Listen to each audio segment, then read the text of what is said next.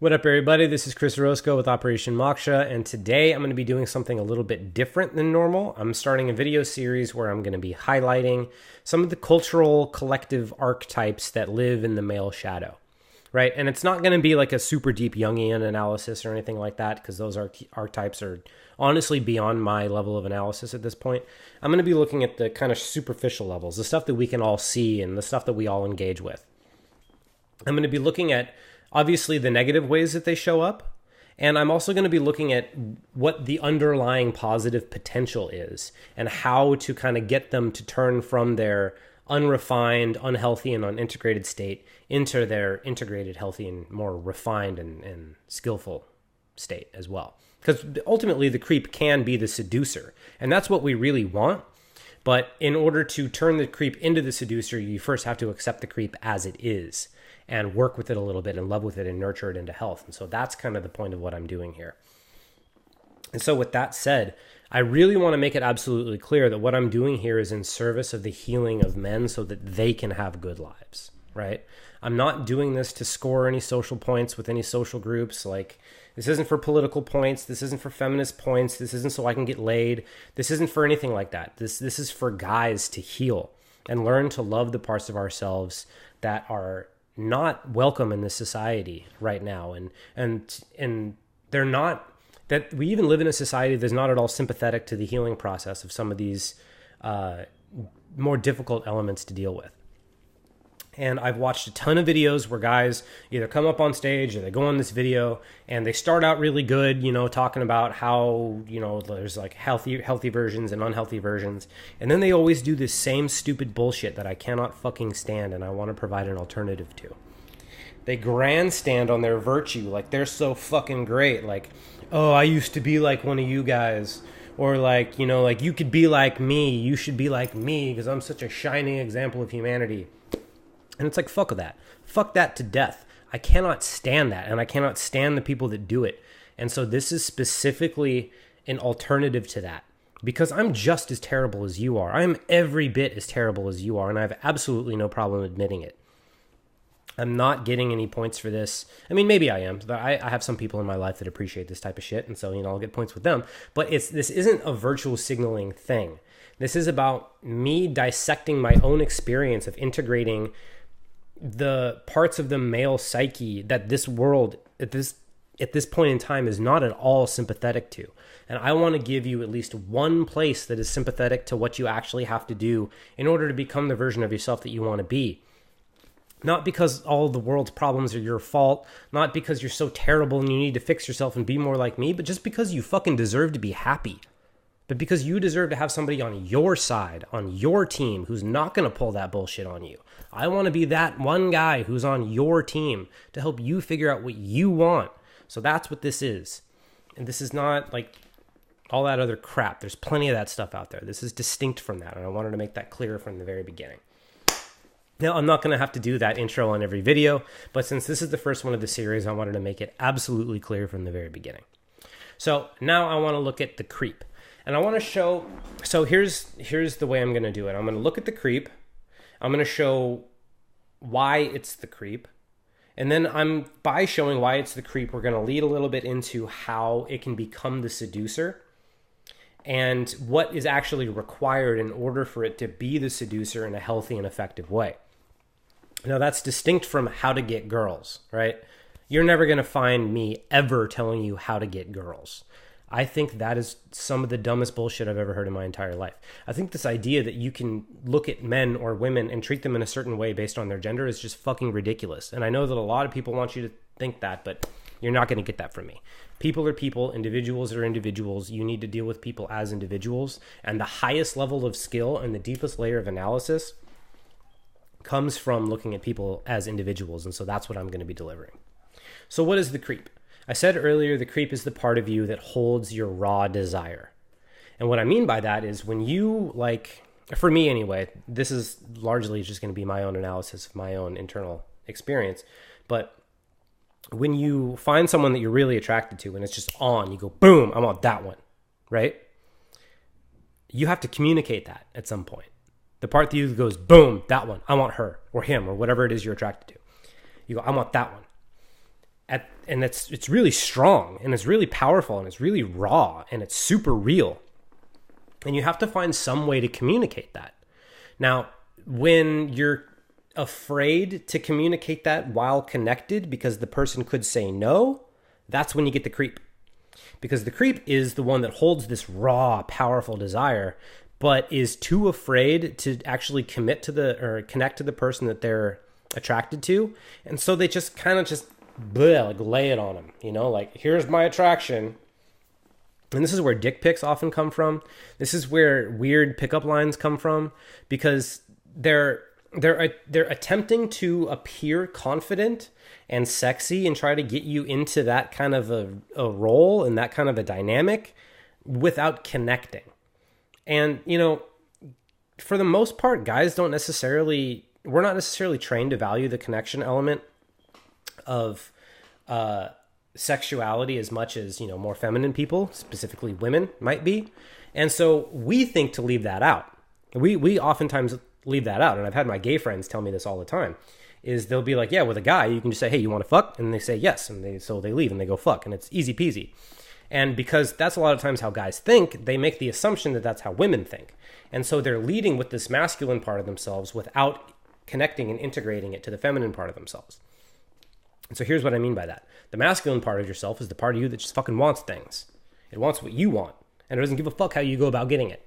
And that's valuable to a certain degree. Sometimes you're going to need that.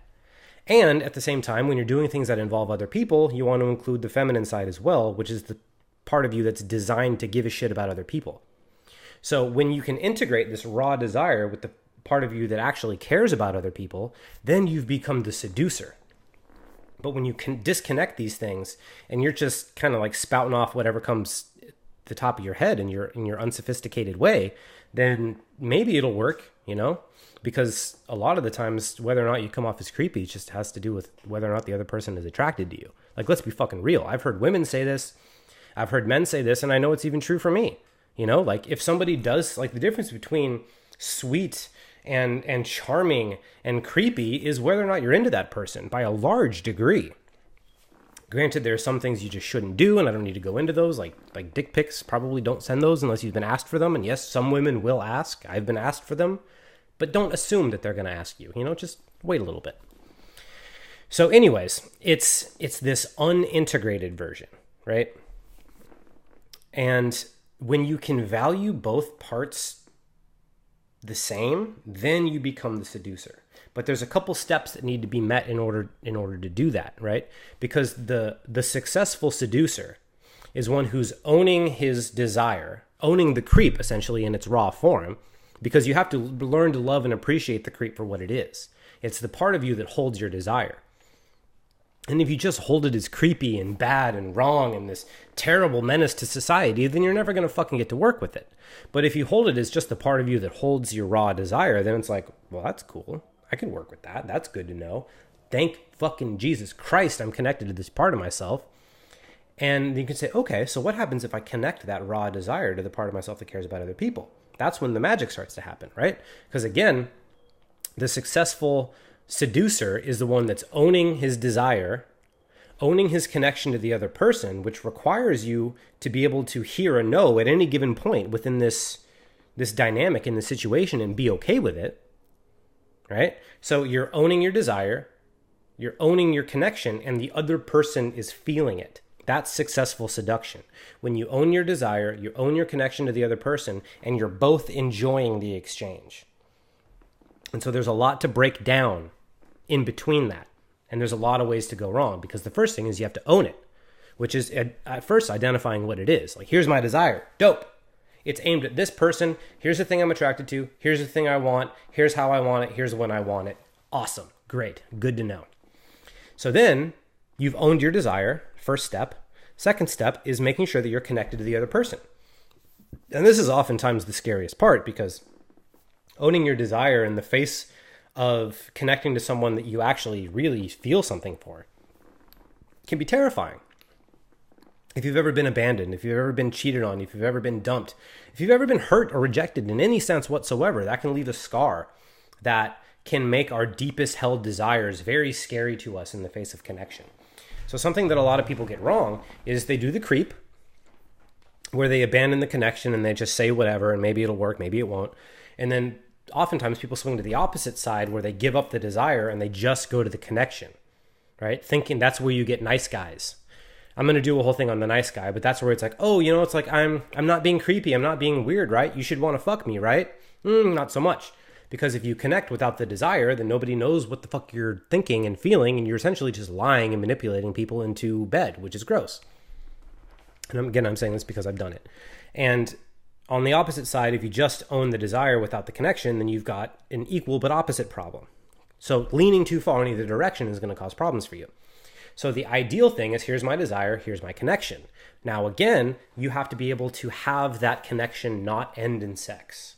And here's the real secret behind this, is you need to connect to the point where if you were to get friend zoned, so to speak, you wouldn't really mind because the connection itself is worth it.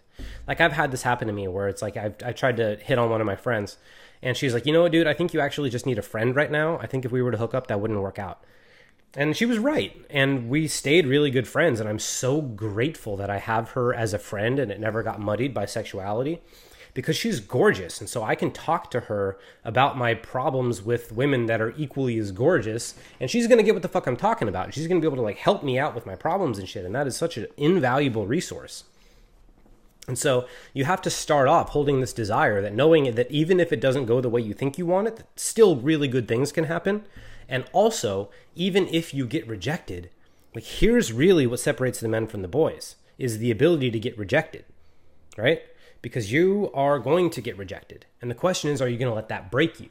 Are you going to let that kill you? Or are you going to continue to nurture yourself and love yourself until even in the face of rejection and even in the face of somebody calling you, God knows what, you still love yourself and you still love your life? That's really the crux of this whole thing. Because if you can hold your desire in the face of rejection and in the face of the worst things you can possibly imagine and still hold your connection to it, you're fucking unstoppable. And you have become something of legend, of fable. You become someone who's not afraid of rejection anymore. And that's kind of the ultimate male archetype, is the one that goes about his life and does what he knows, which is right. This is like the knight in fucking shining armor, like the real knight, like the Camelot style knight, the one that'll go off into battle and slay dragons and fucking conquer all kinds of shit for his family and his king and his kingdom and all this sorts of stuff, but still is soft and gentle and loving and respectable and truly honorable. Like this is the real archetype of integrating the two. And so in the thing of seduction is, in order to be able to say yes to a thing, you need to be fully accepting of the possibility that it might be a no, right? Because that's when you can really lean into it if she is feeling it, because you kind of connect and like maybe you throw a couple jokes in there every once in a while, or maybe like a flirty little zinger to try and see, like, gauge the reaction. And if it's favorable, then you lean in a little bit more. But if you get the idea that she's not feeling it, then you just lean into the friendship part of it. But this has to be done with kind of like an experimental mindset and an intuitive mindset of feeling into it and seeing what's actually welcome in the connection and what's not. And then if you can do that and skillfully lean into that, even though you could be rejected at any point in this game, you've become the seducer. Because when you do win, you've essentially communicated your desire in a way that's exciting to them, that's connected to them, and you're both getting better through the experience. You're not freaking them out by coming on too strong. You're not like wigging them out by having ulterior motives that they can feel, but you're not being honest about. You're just being clear and real. You're just being clear and fucking real and seductive, because your desire has never faltered. Your desire has never suffered. I've never once suggested you get rid of your desire or that you do anything with it other than love it and hold it close to you. And feel out for yourself whether or not it's welcome in the connection and how much of it is welcome in the connection, and still loving it even if it's not, because if they're not feeling it, that doesn't really necessarily have anything to do with you, especially if you're doing this in a skillful way. So that's kind of the crux of this whole thing. Your creep is just the part of you that holds your desire. And oh my God, is that not worth looking into? Because like once you gain control of the part of you that holds your desire and you can integrate it with the part of you that cares about other people, like that expands far beyond sex. That's your ability to get anything. That's your ability to create a community. It's your ability to, find a life partner. It's your ability to get clients if you're in a business like mine. It's your ability, like the part of you that can hold the things you want most integrated to the world around you. That is personal mastery to the highest degree possible. Integration of opposites like this is what Carl Jung deemed as one of the highest aims a human can achieve. And the alchemists that came before him believed many of the same things. And many of the pagans think that, like ancient Greece, the fucking caduceus is like, all of this is about the integration between masculine and feminine, the harnessing of these polarities, because we're just giant electromagnets and we can harness these polarities and come into harmony with ourselves and create a really balanced internal wavelength. And that's really what's at the crux of all this.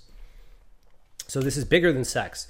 This is bigger than culture. This is bigger than politics. This is bigger than all of this. It's something much more innate to all of us, and we can really have a much more loving experience with these potentially conflicting and difficult parts of our personalities. So I hope this was helpful. I hope I didn't speak too fast. I know I can kind of do that. So if I did, and any of this was kind of a jumble or a blur or a mess, and you have any questions, let me know. I realize I'm missing a plug. It's under my bed somewhere. I don't know where it is. If there's any way that I can help you make this more clear, or if maybe I did come off as kind of a dick, let me know, because I may have been indoctrinated to kind of like look at these things in a more negative way than I really need to. And I'm also still working through it myself. So I'm still learning to love these parts of my personality myself. So if I've faltered and I've made you feel shitty in any way, please let me know.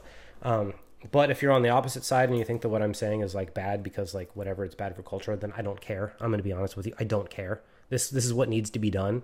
And y'all have your own little thing that you can talk about whatever you want to talk about. But here we're healing. Here we're working. I don't care.